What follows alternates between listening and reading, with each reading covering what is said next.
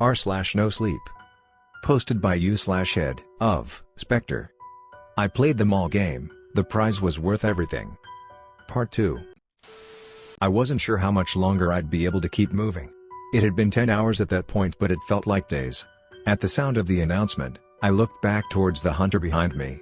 The old lady just continued her stoic march towards me, and I moved away from her with a renewed vigor. Just a little bit further. A little bit further, then I could rest. To win the mall game, you need to find a store. Preferably a large one with a bed, although in theory you could probably use any store. Once you get there, you'll need to tell an employee that you are invited, and no matter what they tell you or how much they plead, you must answer their every question with yes.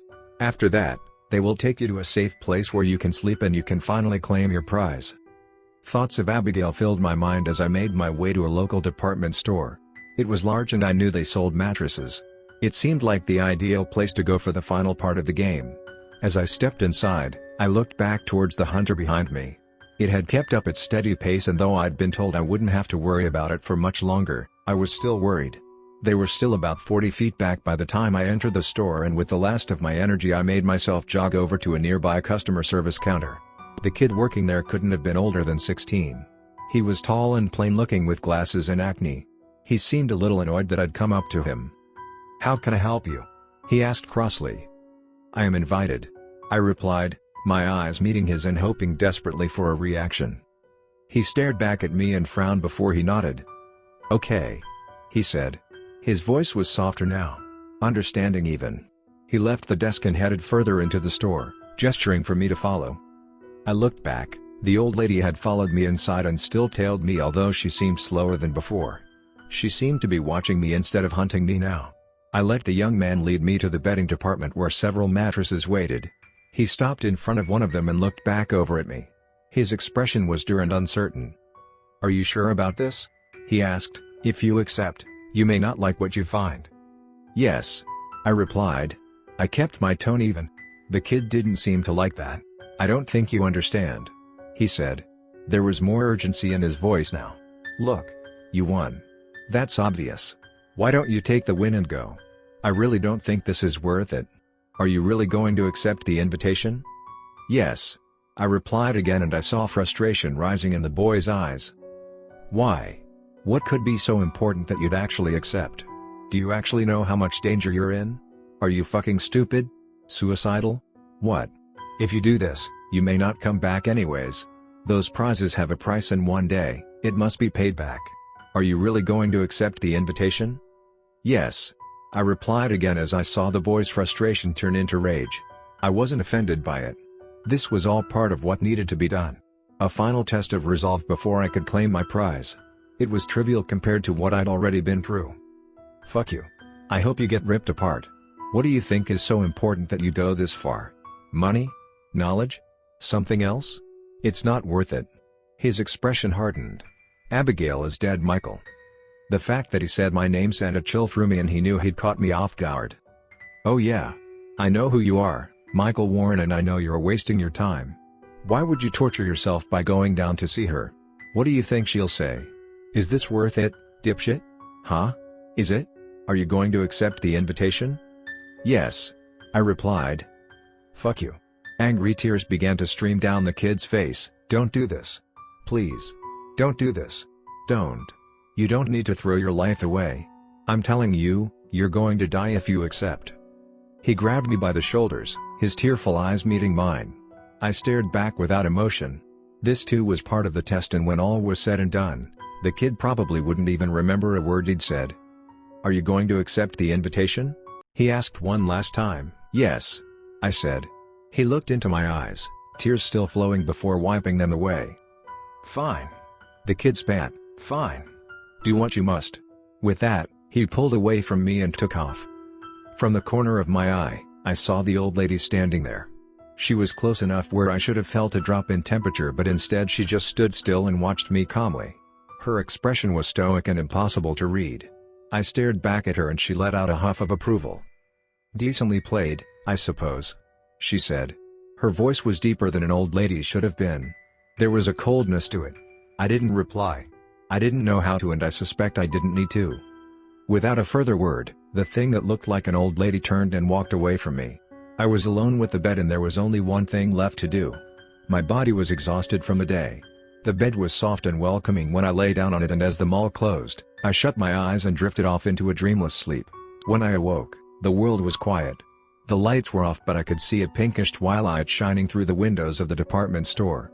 As I sat up and got out of the bed, I noticed a stale smell in the air. I knew that it had worked. I was in the other world. I made note of the bed I'd been in before I approached the door into the department store. I didn't dare open it. Leaving the mall while in the other world would prevent me from ever returning home.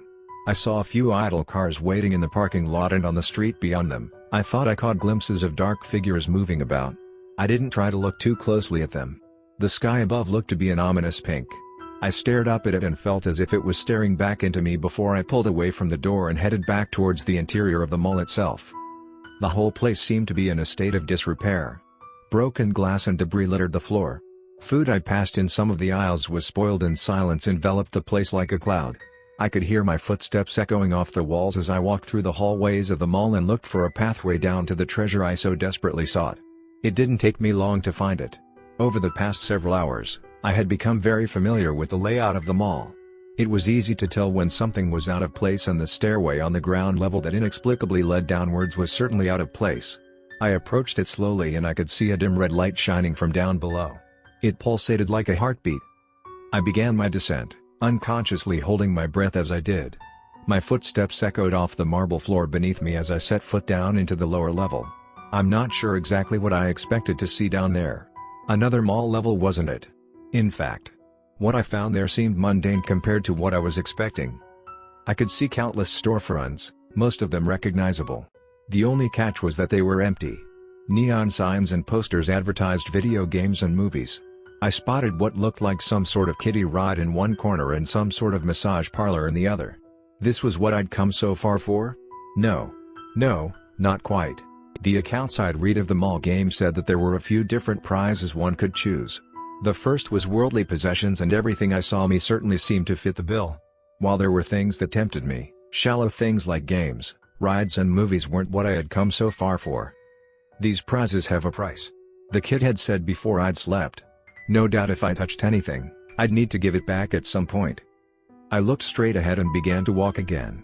In the distance, I could see another staircase leading down, and I jogged towards it before I began to descend again. The next floor was more drastically different. This one only barely resembled the mall I'd been through. The layout was the same, but the storefronts were gone. In their place were alcoves filled with things that made me pause. Great golden statues with jeweled bodies watched me like silent shopkeepers. I saw golden coins and ingots scattered about and piled up in amongst the nooks where the stores once were. Jewels as large as my head were dotted amongst the gold. Emeralds, rubies, sapphires, even diamonds. Just one would be enough to see me set for life, and I caught myself approaching one of them before stopping. I didn't let myself lay a hand on anything there. Like the kid said, there was a price, and as wonderful as those treasures were, I suspected it would be higher than I'd care to pay. Besides, this treasure, marvelous as it was, wasn't what I had come for. If I took anything, I wouldn't be able to go deeper. I wouldn't be able to see Abigail again. It took more restraint than I'd expected to pull myself away from some of the treasures I saw and look straight ahead again. Sure enough, I could see another stairway in the distance, and I made myself go to it. I wanted to take one final glance at the treasures behind me. But I didn't let myself. I just made myself go down the next set of stairs. The fourth level was truly massive. Larger than it should have been at a glance. It bore no resemblance to the mall above me and barely resembled any library that I'd ever seen. Massive shelves jam-packed with books seemed to span onwards into infinity. As I passed them, I skimmed some of their titles, and many of them gave me pause. They promised secrets. Truths about the universe that anyone would want to know. Are we alone? Why were we made? How did the universe begin? How will it end? If I were a weaker man, I would have given in to the temptation, but I'd already come so far. I could stand to go a little further. As before, there was one final set of stairs up ahead, and I knew it was waiting for me beyond them.